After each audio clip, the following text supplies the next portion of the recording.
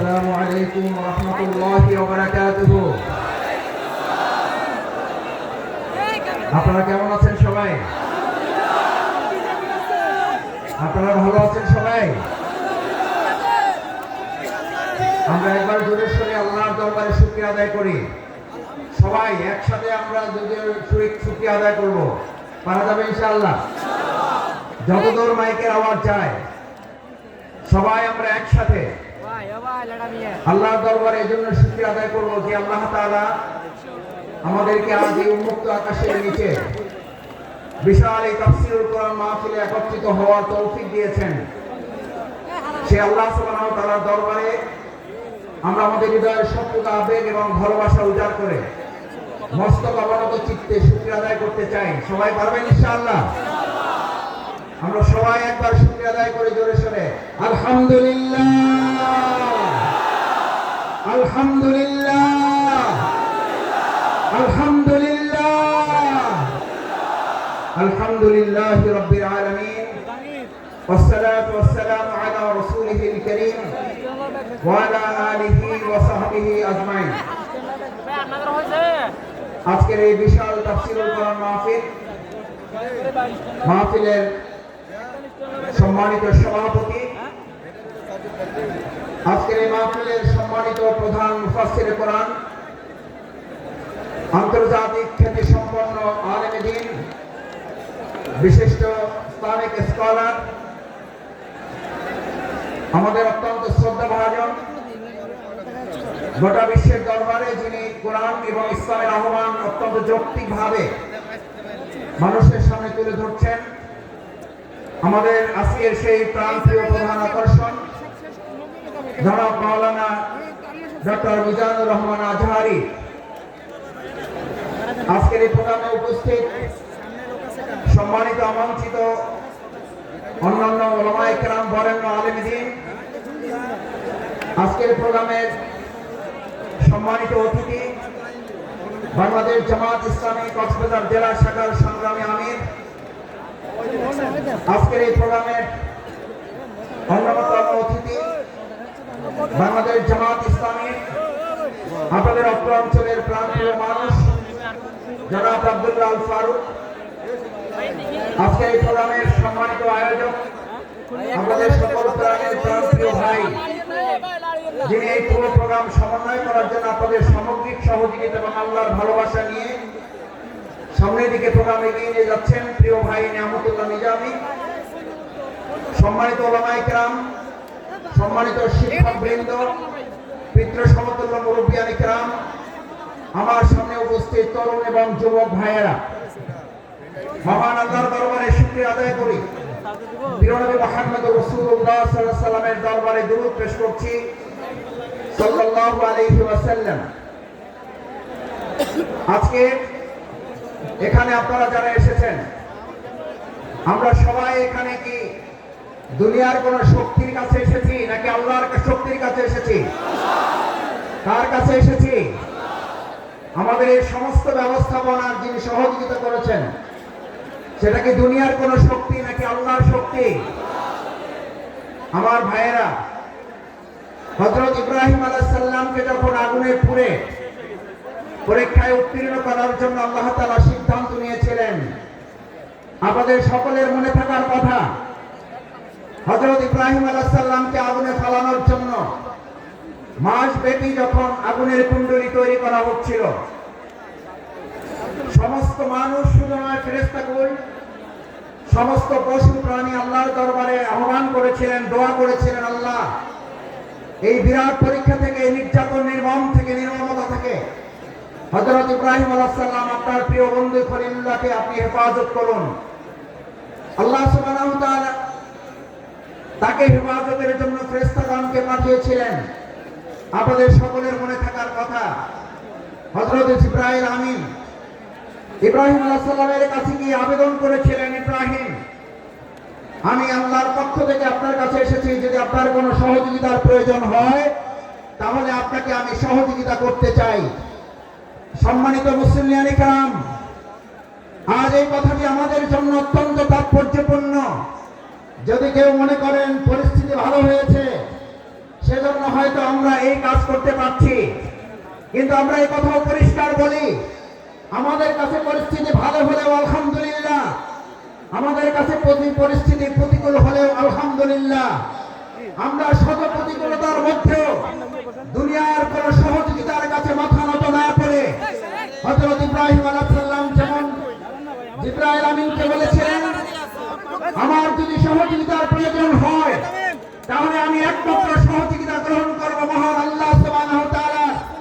আল্লাহ সুবহানাহু ওয়া তাআলা ছাড়া আমার কারো সহযোগিতার প্রয়োজন নেই।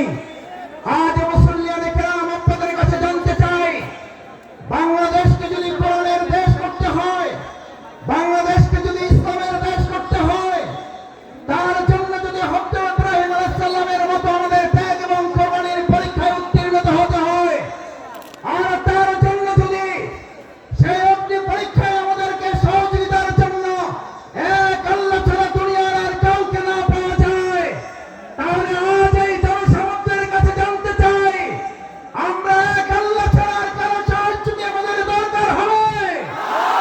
আমরা কার সাহায্য চাই? কার সাহায্য চাই? একবার সেই আল্লাহকে আমরা ডাক দিতে চাই। আমরা সবাই আল্লাহকে একবার ডাকতে চাই, আল্লাহ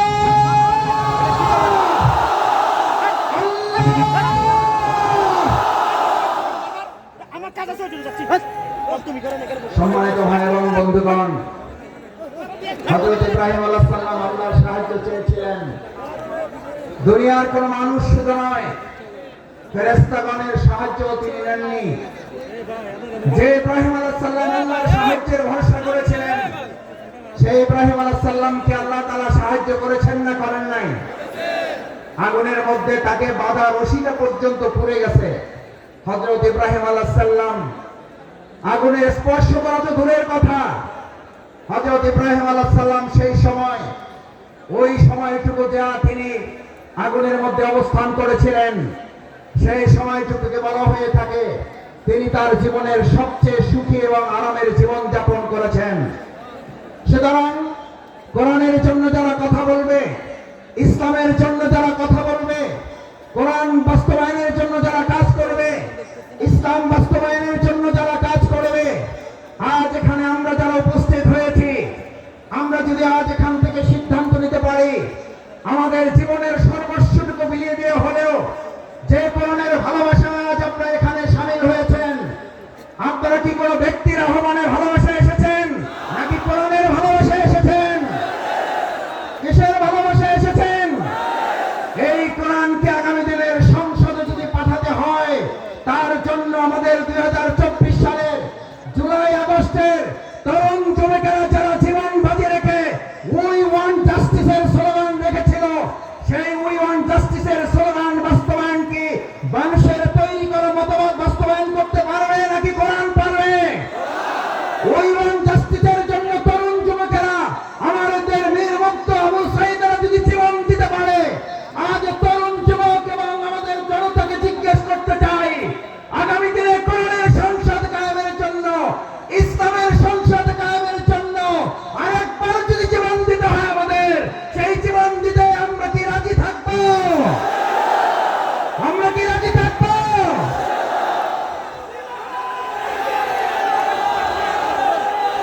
সম্মানিত ভাই এবং বন্ধুগণ, আল্লাহ সুবহানাহু ওয়া তাআলা মহাগ্রন্থ কোরআনে আমাদের জন্য উল্লেখ করেন, আল্লাহ তাআলা আমাদের জন্য উল্লেখ করেন, আফাহাসিবতুম আন্নামা খালাকনাকুম আবাসান ওয়া আন্নাকুম ইলাইনা লা তুরজাউন। আল্লাহ সুবহানাহু ওয়া তাআলা আমাদেরকে পৃথিবীতে প্রেরণ করে আমাদেরকে স্মরণ করিয়েছেন। তোমরা কি মনে করো যে তোমাদেরকে এমনিতেই অর্থহীন ভাবে, টার্গেটলেস, এমলেস, গোল শূন্য, কোন উদ্দেশ্যহীন ভাবে তোমাদেরকে আমি পৃথিবীতে প্রেরণ করেছি? ওয়া ইলাইনা লা তুরজাউন, অথচ তোমাদেরকে তোমাদের কাজ সম্পন্ন করে কি আবার আমার কাছে ফিরে আসতে হবে না? আমাদের সম্মানিত ভাই এবং বোনেরা, আমার পর্দার আড়ালের মা ও বোনেরা যারা আছেন এখানে আজ যারা উপস্থিত হয়েছি, আমাদেরকে কথা ভালো করে মনে রাখতে হবে, আজ এখানে আমরা যে কোরআনের ভালোবাসা এসেছি, সেই কোরআন আমাদের উপরে তিনটি মৌলিক দায়িত্ব অর্পণ করেছে। এক, আল্লাহ সুবহানাহু ওয়া তাআলা বলেন, আফাহাসিবতুম আন্নামা খালাকনাকুম আবাসা, আমি তোমাদেরকে অর্থহীন ভাবে পৃথিবীতে সৃষ্টি করি নাই। আমি তোমাদেরকে পৃথিবীতে সৃষ্টি করেছি একটা গুরুত্বপূর্ণ উদ্দেশ্য নিয়ে। সেই উদ্দেশ্য সম্পর্কে আল্লাহ তাআলা পরিষ্কার রোডম্যাপ ঘোষণা করেছেন। এখন আমাদের দেশের অর্থনীতি সংস্কারের প্রশ্ন উঠছে, আমাদের দেশের রাজনীতি সংস্কারের প্রশ্ন উঠেছে, পররাষ্ট্রনীতি সংস্কারের প্রশ্ন উঠেছে।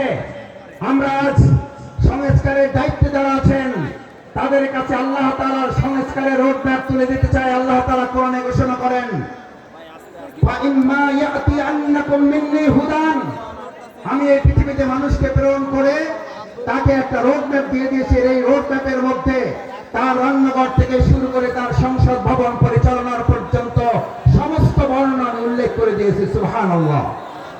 আমার ভাইয়েরা, মহাগ্রন্থ আল কোরআনের মধ্যে যে রোডম্যাপ আল্লাহ উল্লেখ করেছেন, ফামান তাবিআ হুদায়া, যদি এটাকে ফলো করে, যদি এটাকে অনুসরণ করে, যদি এটাকে মেনে চলে, তাহলে আল্লাহ ঘোষণা দিচ্ছেন, কোন প্রধানমন্ত্রী না, কোন প্রধান উপদেষ্টা না, কোন উপদেষ্টা বৃন্দগণ নন, কোন জাতিসংঘের মহাসচিব নন, এক আল্লাহ সুবহানাহু ওয়া তাআলা ঘোষণা দিয়েছেন, ফামান তাবিআ হুদায়া, তাহলে তোমরা রোড ম্যাপের আসল রাস্তা খুঁজে পাবে।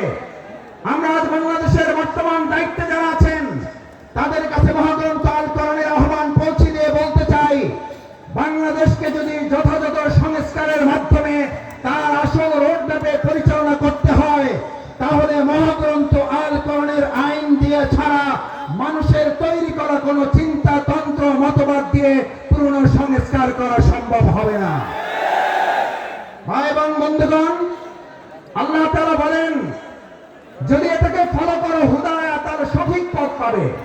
আচ্ছা, আপনাদের কাছে জিজ্ঞেস করি, যদি কোরআন অনুসরণ করার মধ্যে দিয়ে সঠিক পথ পাওয়ার কথা বলা হয়, তাহলে আমাদের কাছে কি প্রশ্ন ওঠা স্বাভাবিক নয় যে কোরআন বাদ দিয়ে যে কোনো পথ অবলম্বন করলে ওটা সঠিক নয়, ওটা গোমরাহের পথ?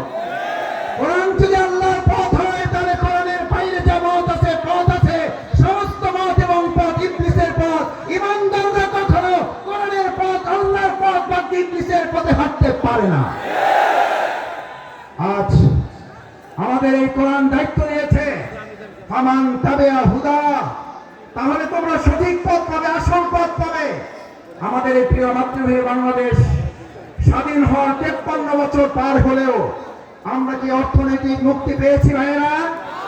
আমরা কি সাংস্কৃতিক মুক্তি পেয়েছি? আমরা কি রাজনৈতিক মুক্তি পেয়েছি?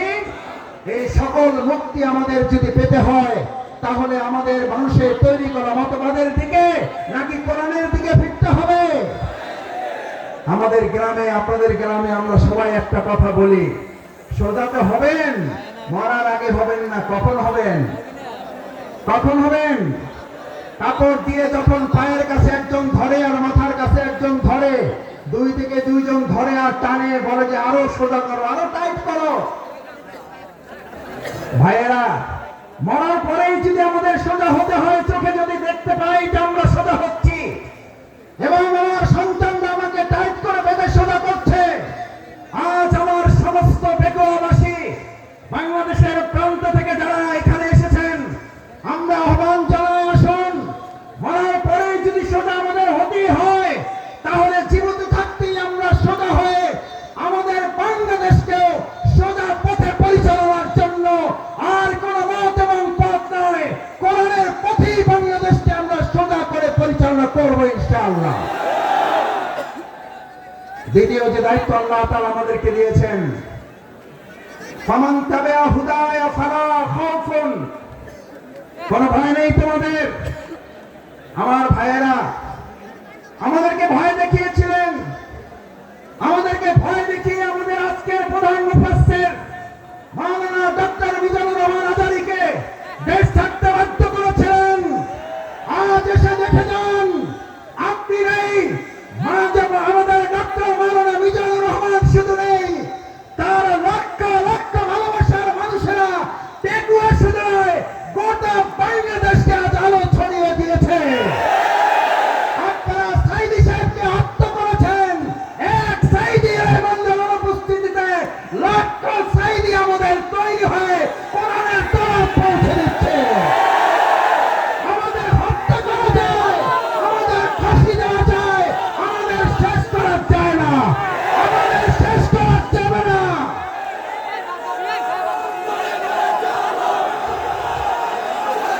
সম্মানিত ভাই এবং বন্ধুগণ, সম্মানিত ভাই এবং বন্ধুগণ, ফালা খাউফুন, সুতরাং আমাদেরকে আপনি ভয় দেখাবার কে? যারা আমাদেরকে ভয় দেখিয়েছেন 17 বছর এই বাংলাদেশের 18 কোটি নাগরিককে আপনারা ভয় দেখিয়েছেন। শেষ পর্যন্ত আপনারা ভয় দেখাতে দেখাতে এতটা ভয় পেলেন যে আপনারা দেশের জেলখানায় পর্যন্ত জায়গা হলো না, আপনাদেরকে দেশ ছেড়ে পালাতে হলো। আল্লাহ তাআলা নিশ্চিত করেছেন ফালা খাউফুন, তোমাদের ভয় পাওয়ার কোনো দরকার নেই, কারণ যারা আল্লাহকে ভয় করে তাদের দুনিয়ার আর কাউকে ভয় করতে হয় না, বরং গোটা দুনিয়া তাদেরকে ভয় করে। ফালা খাউফুন আলাইহিম ওয়ালা হুম ইয়াহজানুন। আল্লাহ সুবহানাহু ওয়া তাআলা শুধু ভয়ের ব্যাপারে আপনাকে নিশ্চিত করে নাই। আল্লাহ তাআলা বলেন, আমার এই ভয়ে যদি তোমরা উত্তীর্ণ হতে পারো, এক আল্লাহকে যদি ভয় করতে পারো, কোন গুলি বন্দুককে যদি তোমরা ভয় না করো, তাহলে আমি আল্লাহ তোমাদেরকে এবার দ্বিতীয় নিশ্চয়তা দিচ্ছি, ওয়ালা হুম ইয়াহজানুন, তোমাদের আর কোন রকম দুশ্চিন্তা, উদ্বেগ, উৎকণ্ঠায় ভুগতে হবে না। আলহামদুলিল্লাহ, বিগত 15 বছর আপনারা ত্যাগ এবং কোরবানি, নির্যাতন, নিপীড়নের মুখে থেকেছেন। এই পেটুয়াবাসী, এই চট্টগ্রামের বন্দরের নগরীর মানুষেরা জীবন বাজি রেখেছেন, কিন্তু কোন গুলি বন্দুক ফাঁসির কাছে আমাদের ভাইয়েরা মাথা নত করে নাই বলে আজ আল্লাহ তাআলা উদ্বেগ, উৎকণ্ঠা এবং স্বস্তির মধ্যে আমাদের এই সুন্দর একটা প্রোগ্রামের আয়োজন করার তৌফিক দিয়েছেন।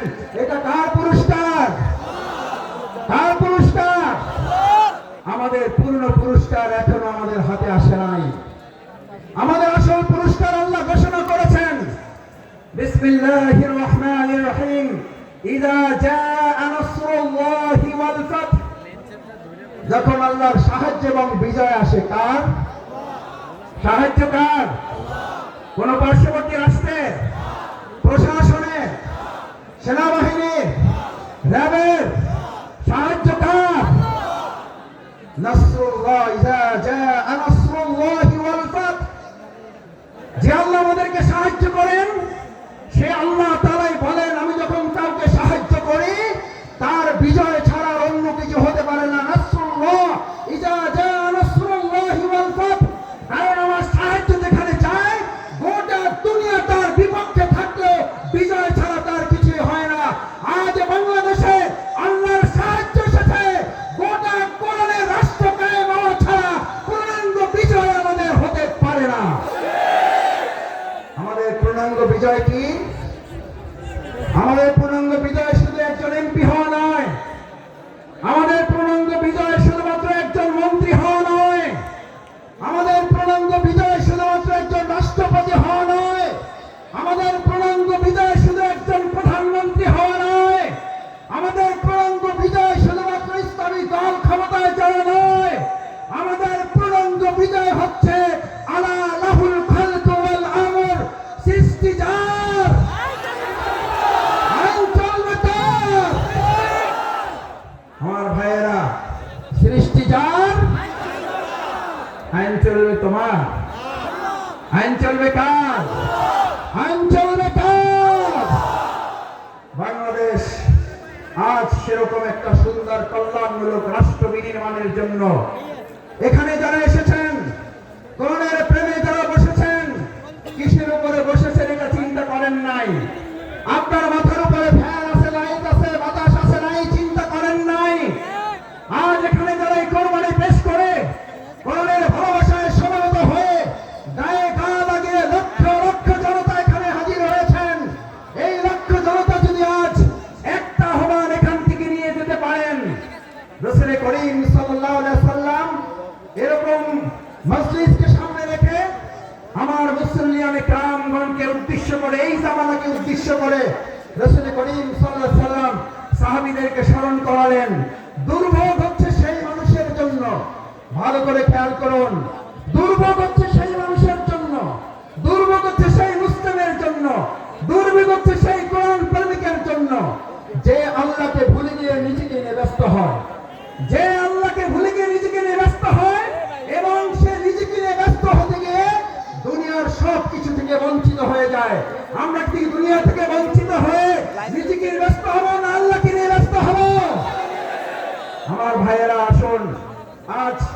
সেই কারণে রাসূল করিম সাল্লাল্লাহু আলাইহি ওয়াসাল্লাম বললেন, আব্দুল্লাহ ইবনে মাসউদ হাদিসটি বলে আমার কথা শেষ করি। আব্দুল্লাহ ইবনে মাসউদ রাদিয়াল্লাহু তাআলা আনহু বলেন, قال رسول الله صلى الله عليه وسلم ويقولون ما لا يفعلون। তোমাদের মধ্যে এমন একটা সময় আসবে, কোরআন শোনার লোক থাকবে, কোরআন জানার লোক থাকবে, কোরআনের আলোকে সে হয়তো পথ চলার কথাও বলবে, ইয়াকুলুনা মা লা ইয়াফআলুন, কিন্তু কোরআনের আলোকে সমাজ এবং রাষ্ট্র পরিচালনার লোক পাওয়া যাবে না। ওয়া ইয়াফআলুনা মা লা ইউমারুন, আবার কিছু কাজ করলেও কোরআনের পূর্ণাঙ্গ রূপ বাস্তবায়ন হবে না। আজ এখানে যারা আছেন, আমরা কি কোরআন বাস্তবায়নের জন্য সবাই রাজি আছি ইনশাআল্লাহ? সবাই কি রাজি আছি ইনশাআল্লাহ? আল্লাহ মেহরবানি করে হাতগুলো আপনার আরশের আজিমের ক্যামেরায় এগুলো তুলে নিয়ে কাল কিয়ামতের দিন কোরআনের কর্মী হিসেবে আমাদেরকে নাজাতের জন্য, জান্নাতের জন্য আপনি কবুল মঞ্জুর করুন। আল্লাহ এই আয়োজনকে বাংলাদেশের জন্য কবুল করুন, কোরআনের সংসদের জন্য আয়োজনকে কবুল করুন, কোরআনের রাষ্ট্রের জন্য এই আহ্বান আয়োজনকে কবুল করুন। সম্মানিত ভাই এবং বন্ধুগণ, আসুন আমরা আমাদের প্রধান মুফাসসির কোরআন হযরত মাওলানা ডক্টর মিজানুর রহমান আজারী হাফেজাহুল্লাহর কিছুক্ষণের মধ্যে আপনাদের সামনে কথা বলবেন। আমরা দোয়া করি